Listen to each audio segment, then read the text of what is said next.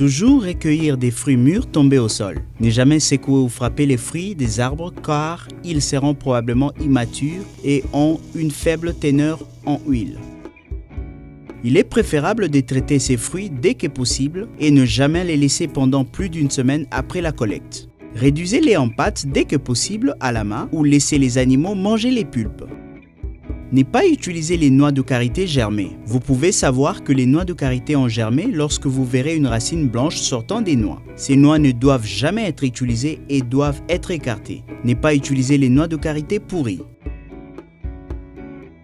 Une semaine après avoir collecté les noix de karité à partir du sol, il est recommandé de les bouillir. Ne pas bouillir vos noix de karité dans l'eau pendant plus de 40 minutes. Les petites noix de karité auront besoin de moins de temps d'ébullition que les grandes noix de karité. Après ébullition, séchez les noix au soleil rapidement sur une surface balayée, de préférence sur des nattes, et ne jamais exposer les noix à la pluie ou à la poussière. Balayez toujours la surface de séchage afin d'éviter les poussières avant de mettre les noix à sécher. Vannez les noix de karité aussi rapidement que possible, de préférence dans 3 à 4 jours.